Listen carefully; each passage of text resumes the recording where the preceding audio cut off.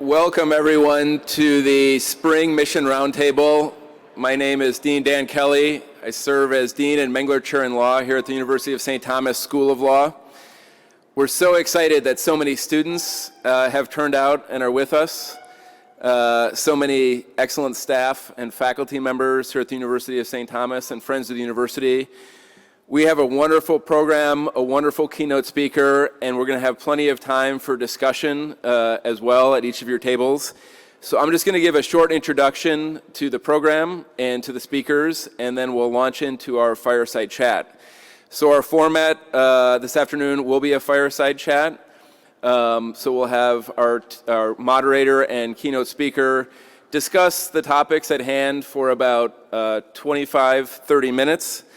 After which, we may have time for a question or two if there's a brave student who wants to ask a question, but we'll quickly turn after the discussion to a core part of the Mission Roundtable, which is the sharing and discussion questions based on the themes, topics, and issues that you'll hear about at your table. So we're going to leave plenty of time, at least 15 or 20 minutes, so that those questions that are on your table, the idea is to share with the colleagues at your tables your thoughts. And I remember coming to last spring's Mission Roundtable before I officially started in my rookie season now, and there were some great discussions. So definitely, I know sometimes it's difficult to share in small groups, and there's a lot of very tough issues on the table, literally on the table.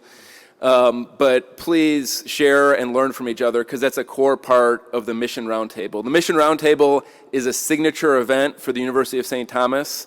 It's very important amidst the busyness of classes, teaching, research, that at least once per semester we all come together and reflect upon some of the core themes that make this law school great. As you know, as our mission statement says, the University of St. Thomas, as a Catholic law school, integrates faith and reason in the search for truth with a focus on morality and social justice. And several of those themes and several of those core parts of our mission will be evident in our discussion and fireside chat today.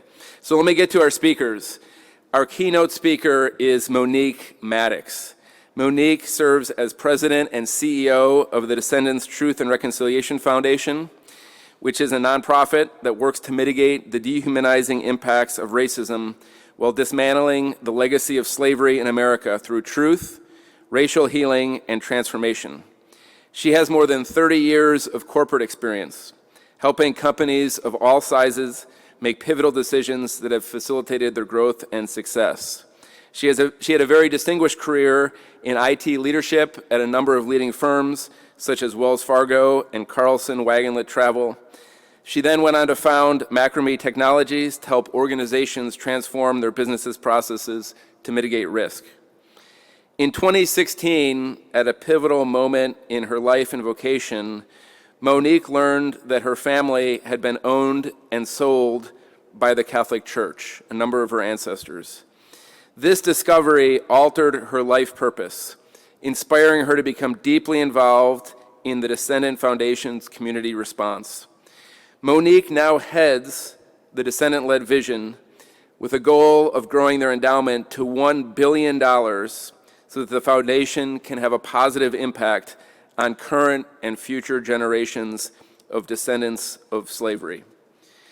Monique also serves on the board of Descendants for the Truth and Reconciliation Trust, the Descendants Truth and Reconciliation Foundation, the University of St. Thomas's Initiative for Restorative Justice and Healing, and the Catholic Community Foundation of Minnesota. She holds a Bachelor of Science degree in electrical engineering from Prairie View A&M University. So please join me in giving it up for our keynote speaker, Monique Maddox.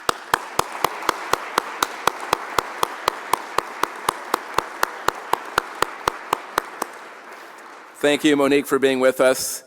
Our moderator this afternoon is Father Dan Griffith. Father Dan is the Wenger Family Faculty Fellow here at the University of St. Thomas School of Law and serves as the founding director of the Initiative on Restorative Justice and Healing. He also serves as the rector of the Basilica of St. Mary's. He earns, I think he's a triple Tommy, with a BA MDiv, and MA in Theology from the University of St. Thomas, as well as a JD from William Mitchell College of Law. We'll forgive him for that one. He has expertise and research interests in restorative justice, Catholic thought, law and policy, and jurisprudence. Accordingly, he teaches courses in those subjects.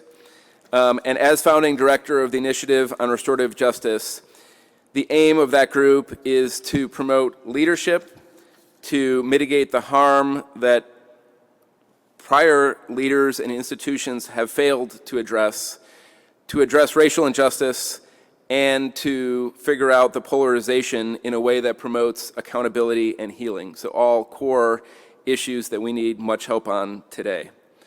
He's also served as a priest for the Archdiocese of St. Paul in Minneapolis since his ordination, working in a number of roles where he seeks to live out his vocation as a priest and as a teacher here at St. Thomas. So please join me in welcoming to the stage both Monique and Father Dan.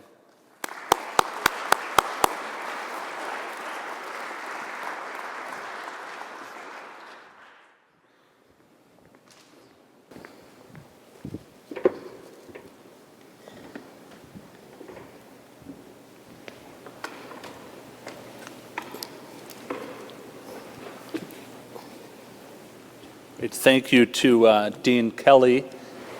Great to be with everyone today, and really so happy that Monique Maddox, who is a friend and a colleague, is with us today. One of the things that I've known about Monique in the 2 to 3 years that we've known each other, maybe longer, is she not only is a woman of competence and intelligence, a woman of faith, but a woman of generosity of spirit.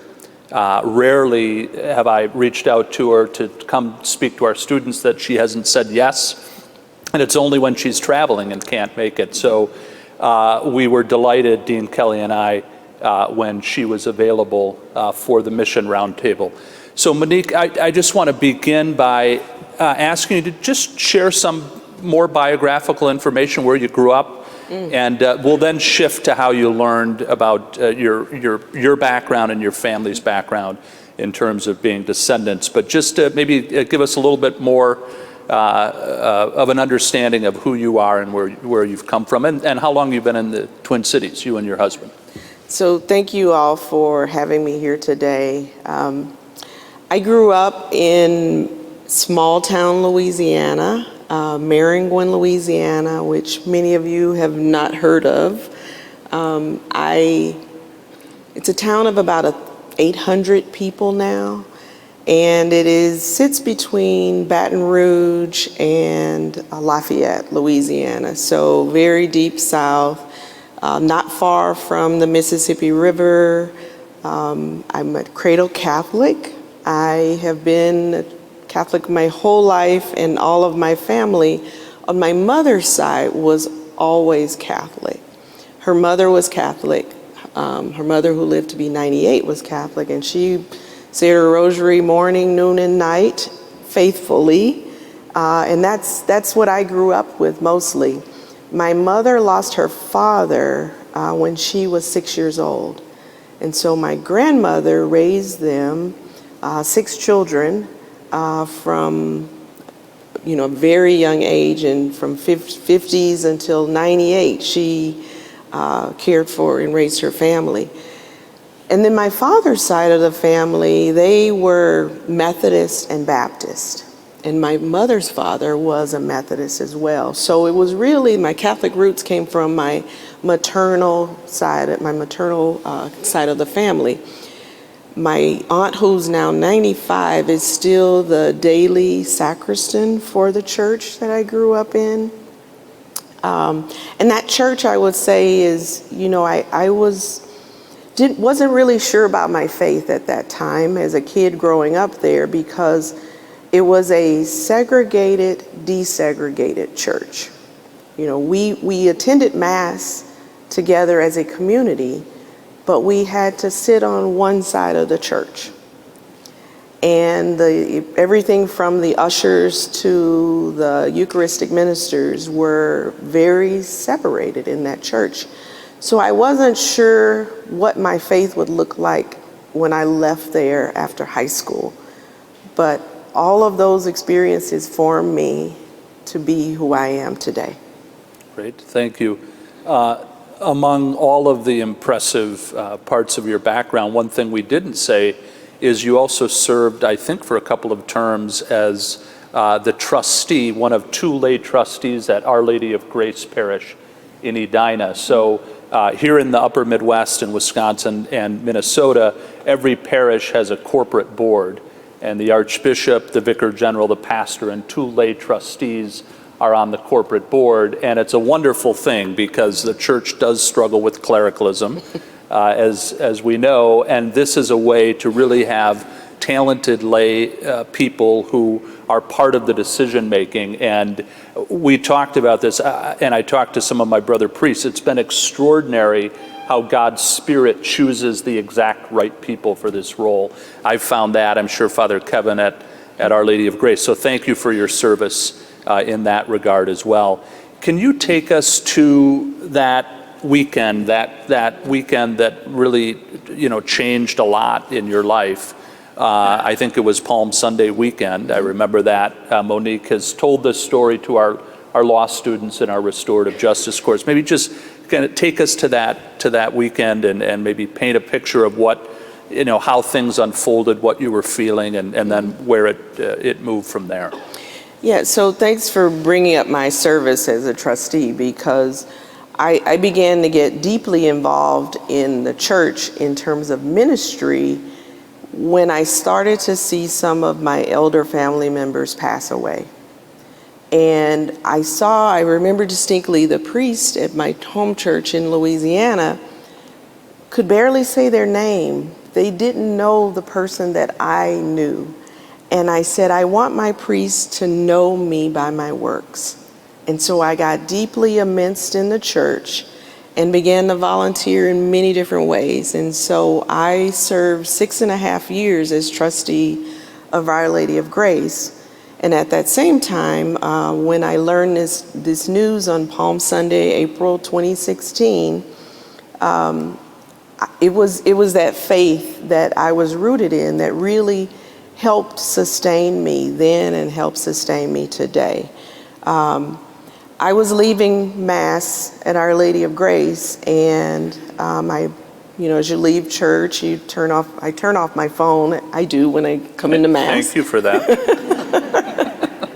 And as I was leaving Mass, I re-immersed myself into the world, and on my phone was a news flash. It was a New York Times article that said, "What does Georgetown owe its descendants of slavery?"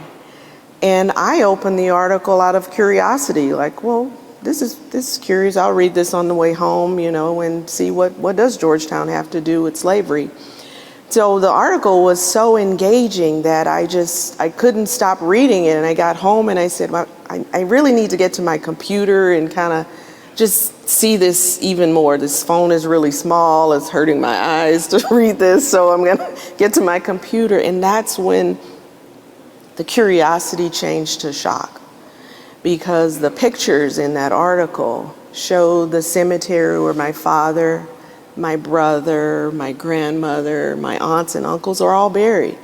A half mile down the street from where I grew up in this little town of 800 people. And I thought, whoa, what is this? What does Georgetown have to do with this little town? And so it really took me by shock and awe. I said, God, if I ever needed you, now is the time that I need you.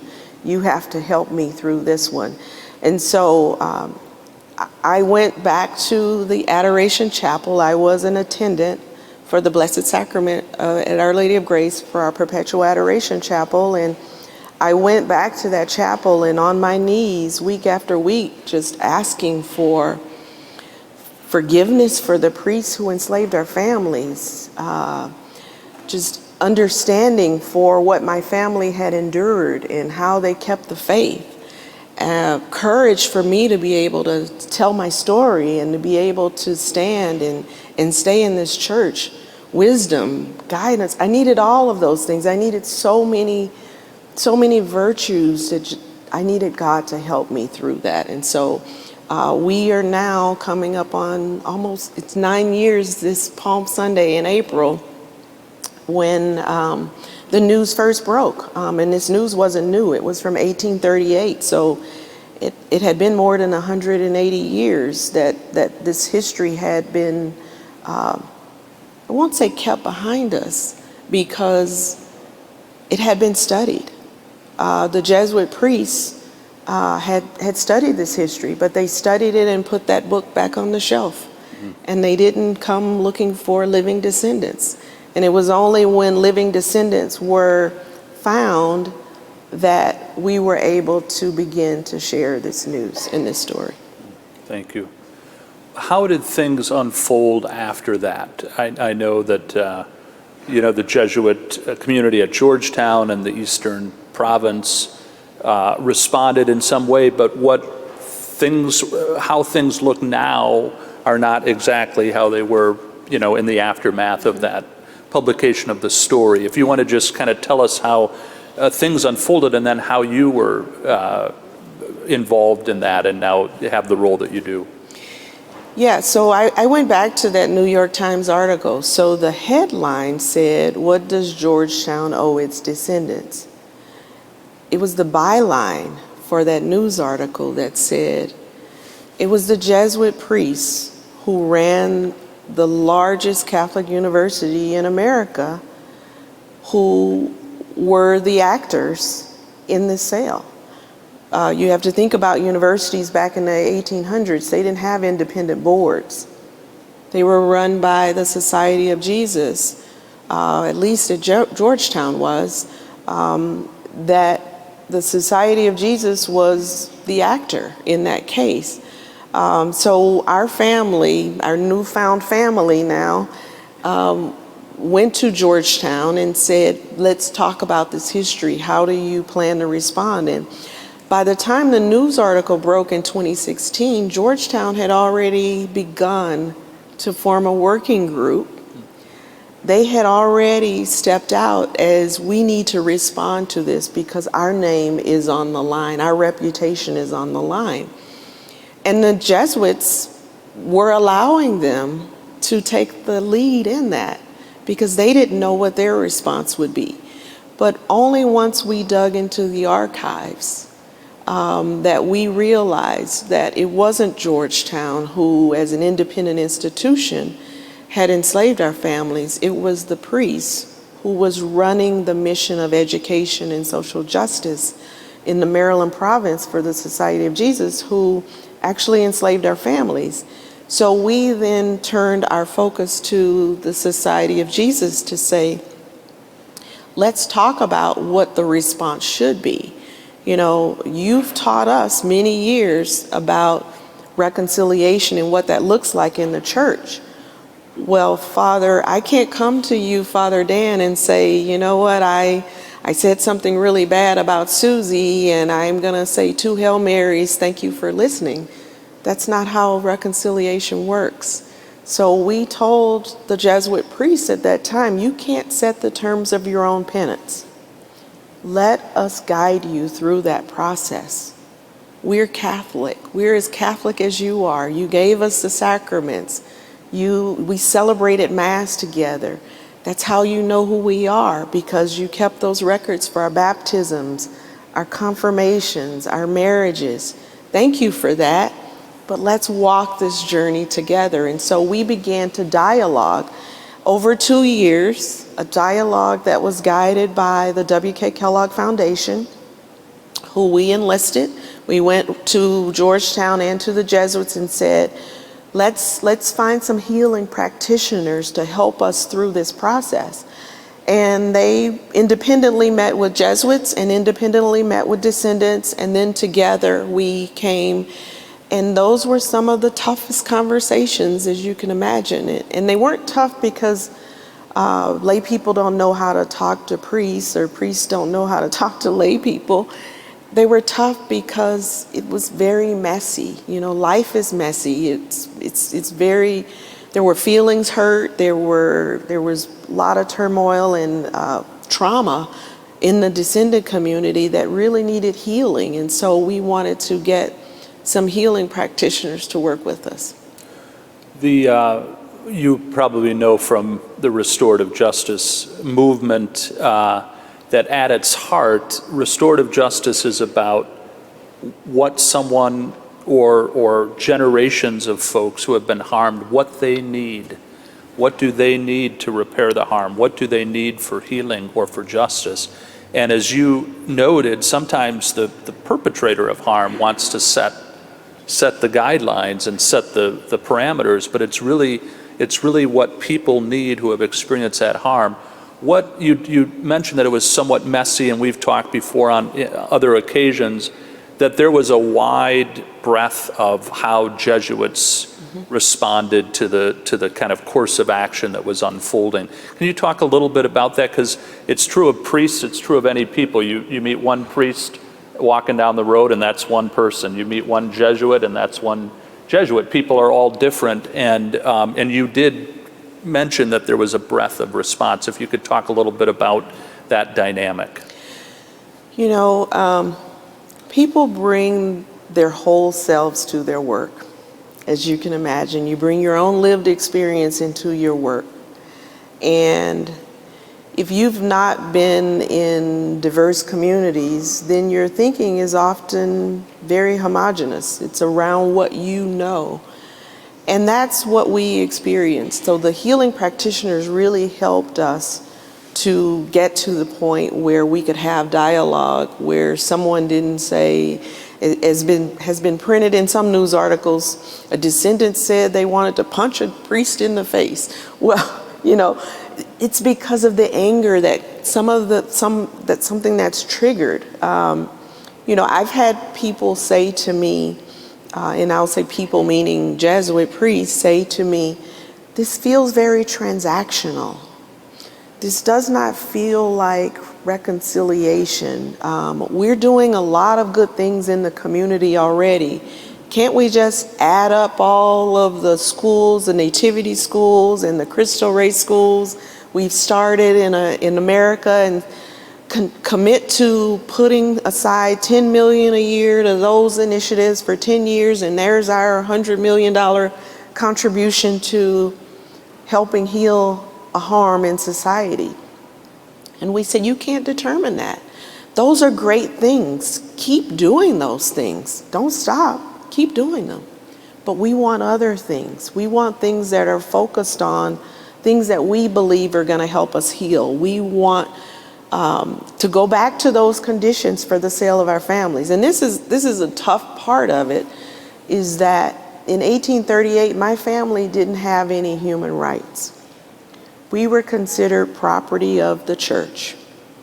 And the Pope had to sign off on the sale of our families.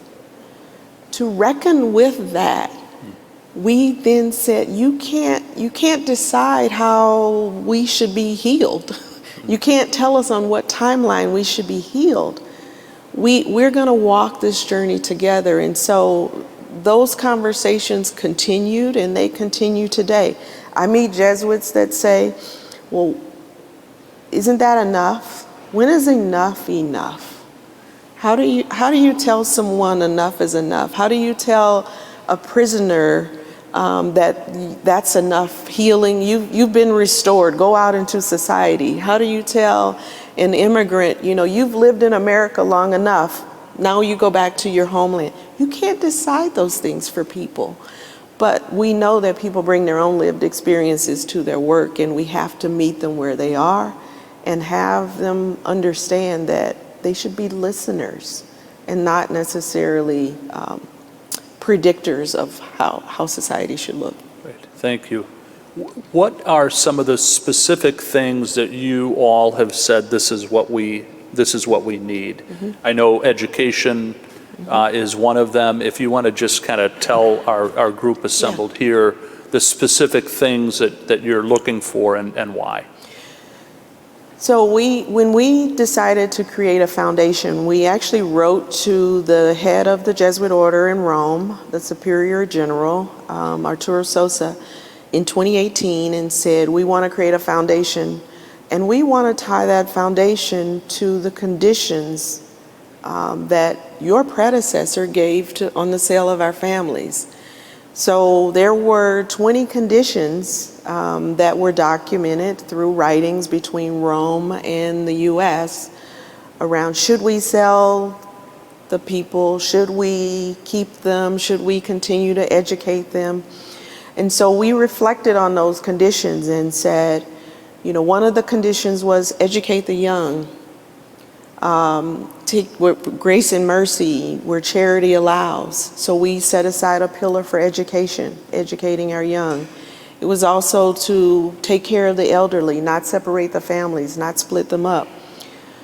Well, that had already happened because we had been splintered among the many plantations. And so how do you bring the families back together? You could see in the writings that the priests had no idea how to bring them back together, but they thought, well, let's look at common last names and try to gather up people with common last names and bring them together.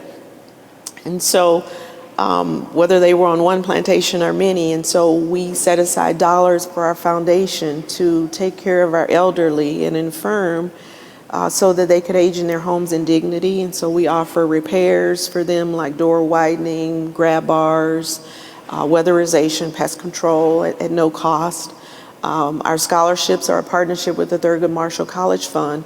And then we set aside half of our dollars in our foundation for truth, racial healing, and transformation, because those are the restorative justice principles of trying to help a whole nation of people heal. So our dollars aren't just for descendants, they're also to help a wider audience, and we're doing that in a number of ways. And so that's something that we are proud of, because part of the condition was to not spend the proceeds to pay down debts.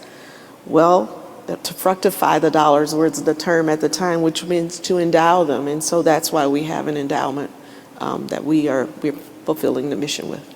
Great, thank you. You mentioned the need for the nation to heal. And one of the things that we've seen in the wake of the last election in November is there is a very, very strong pushback on anything DEI, you know, including a number of Target right down the road here. A number of companies have, you know, kind of shuttered their DEI work, and it's seemed to be, you know, very much a flash point and a flash issue. From a Catholic perspective, and again, we certainly have a history in the Catholic Church, including the story that you and your family are a part of not attending to justice within our own communion, and significant harm and generational harm because of that. But we also, along with other people of faith, I think are called to stand up for a more just and humane world in the face of whatever headwinds and other challenges are out there.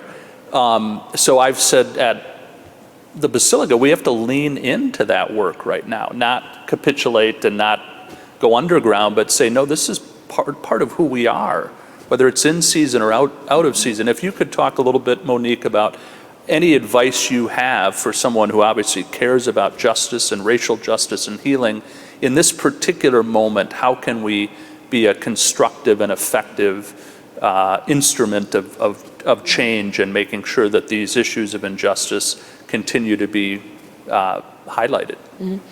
Well, I think we're fortunate as a foundation that we don't receive government funding, so we can continue our mission.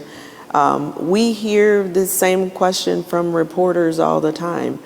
You know, why is it that you're continuing to do this work when many companies are pulling back?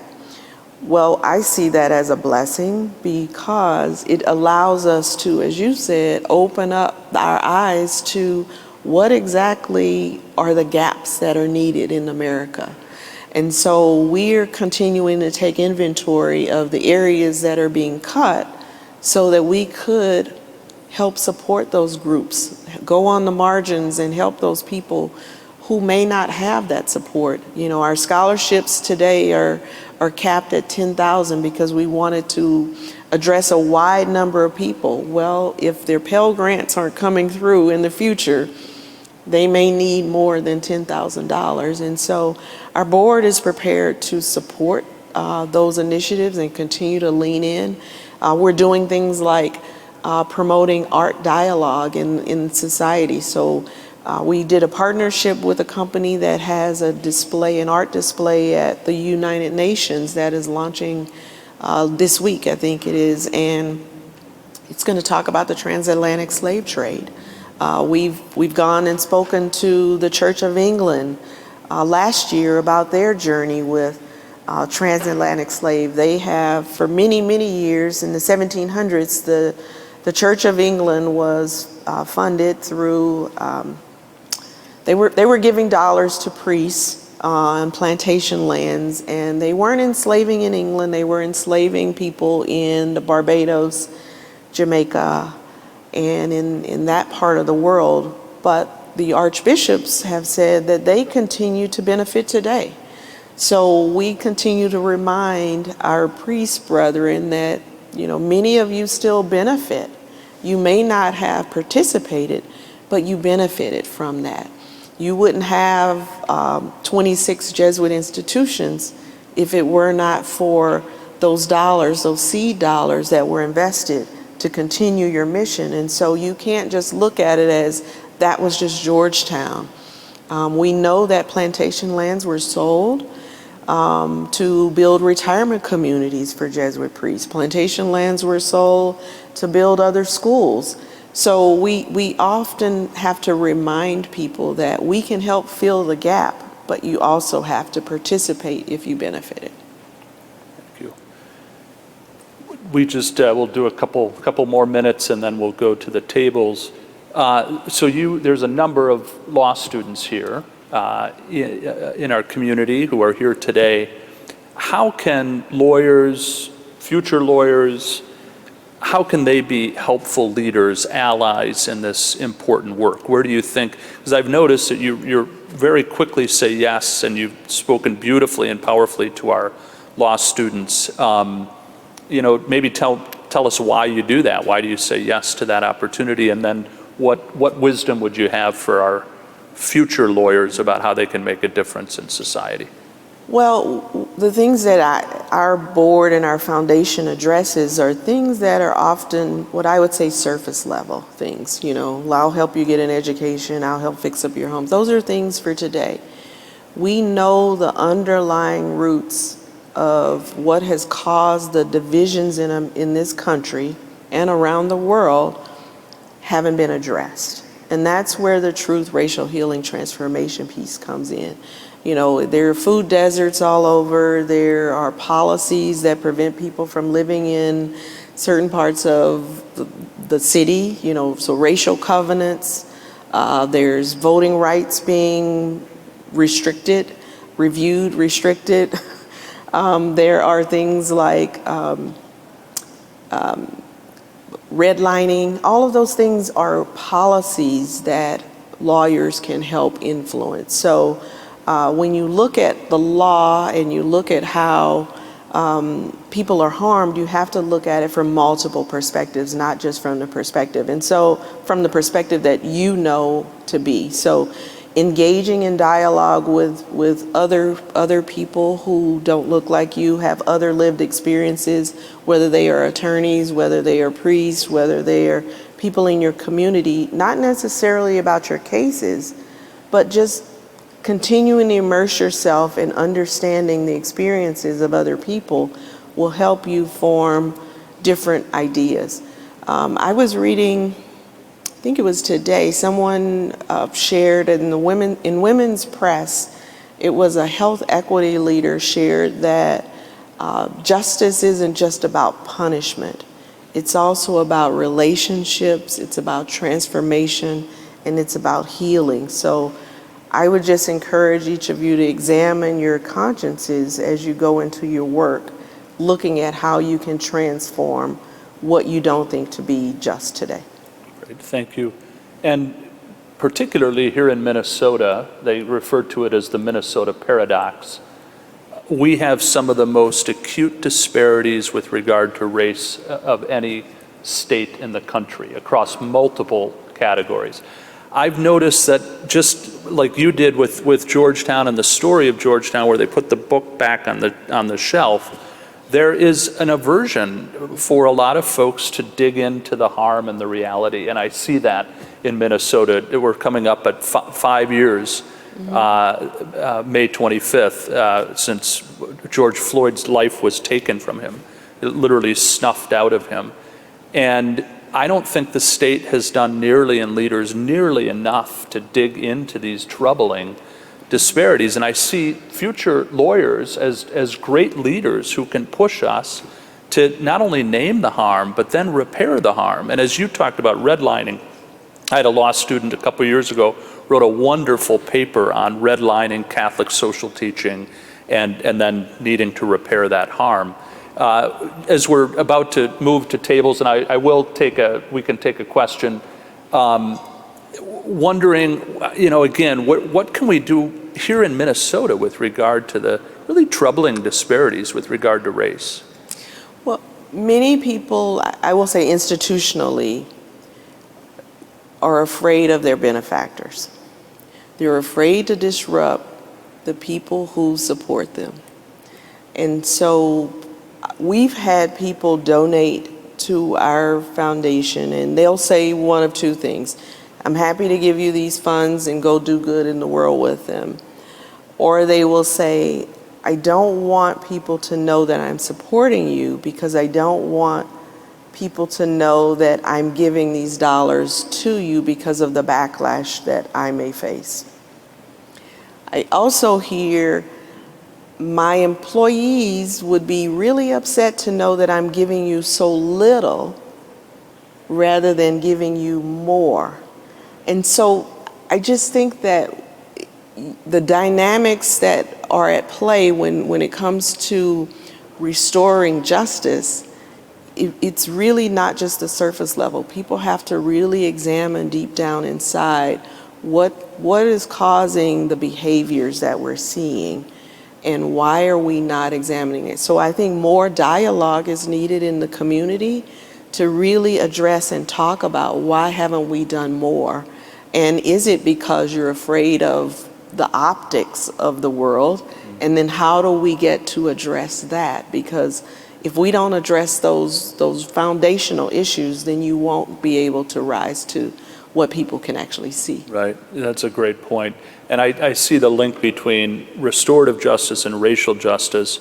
When people tell the stories of the harm that they've experienced, I saw this down in Wisconsin, in Milwaukee, with a colleague of ours was doing an all-day kind of racial healing program because there had been a really significant kind of explosion in terms of the school there, and you could literally see the lights turning on, hearts opening through parents gathering in a circle.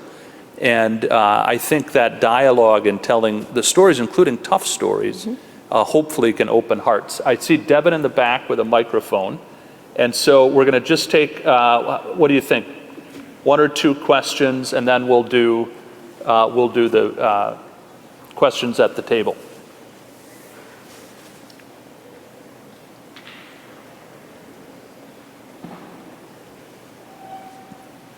Do you think that one of the reasons that people have been pushing back against DEI is this concern that when we focus on collectives, we're realizing them in both senses of the word? And when we can look at heuristics for suffering, perhaps material circumstances are better to look to than racial circumstances, and that by failing to do that, we might be fueling racial tensions more, and that maybe at a certain point in America's history, focusing on race was more useful, but for a lot of the younger generation, it seems like it might be having negative effects as well? I'm certainly not as young as I appear. But I do talk with my daughter, I will say, who's of a younger age. And I think dialogue is really the way through it.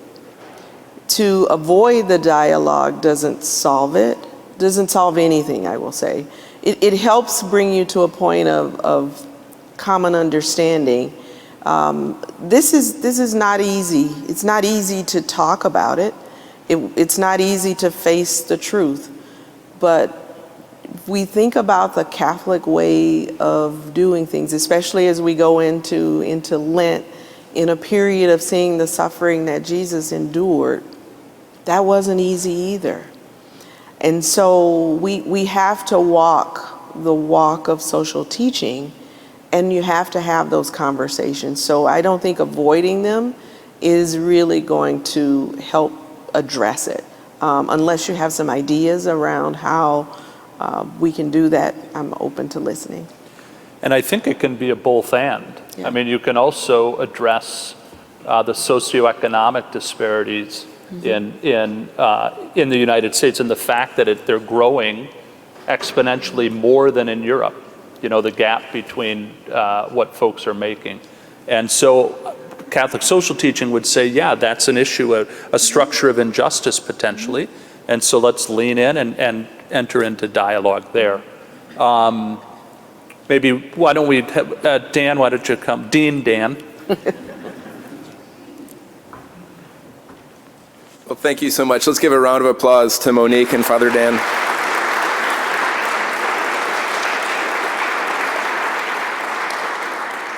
So one last item of business before we start the table discussions. At the University of St. Thomas, we also have a tradition, in addition to the Mission Roundtable, of an award called the Iustitia et Lex Award, the Justice and Law Award.